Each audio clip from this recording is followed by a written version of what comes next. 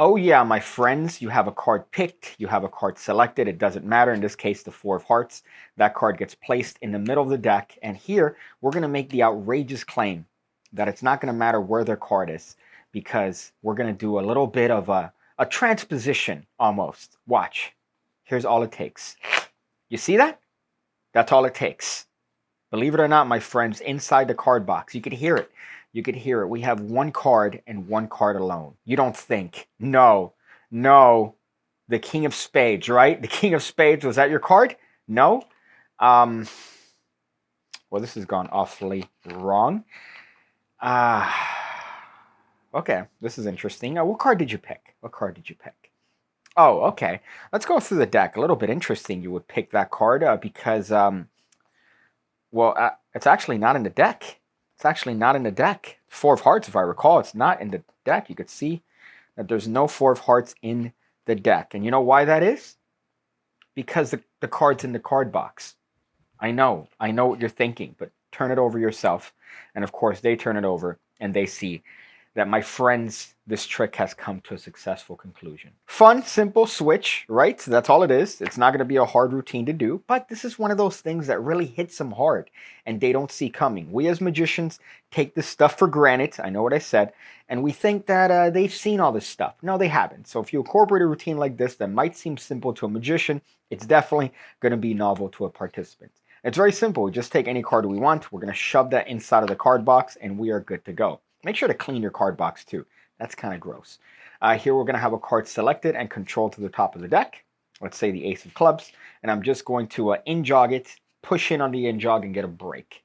Now I'm going to cut that card to the top of the deck. Of course, it's not going to matter because we're going to show them a little bit of transposition, some science.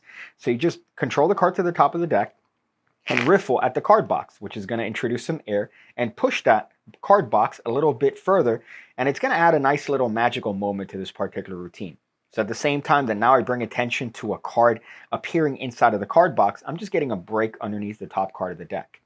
Now at this point, I could take this card out and emphatically turn it over and show the participant that it's the Four of Hearts.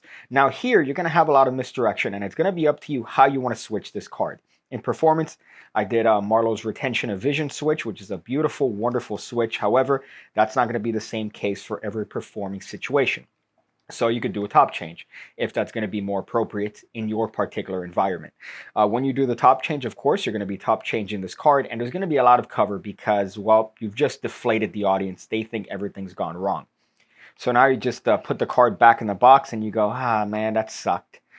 I'll tell you what was your card? What was your card?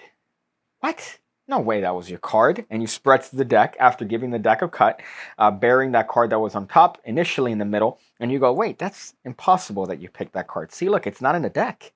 That card's not in the deck. I told you before, that card's inside the card box. And of course, here the participant's going to go, what? No, that's you messed up.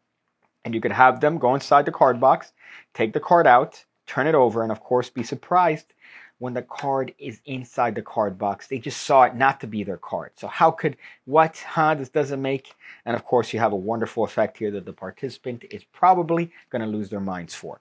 So I think that's a great routine. Again, don't skip this just because it's a bunch of easy stuff. Really do this. Have them be the ones that actually open the card box and look at the cards themselves. And you're going to see that this is worth its weight in gold, or in this case, $1 a month for the piggybacker tier. Oh boy, what a bargain. Thank you guys for being members of this piggybacker tier, and I hope to see you on the next lesson.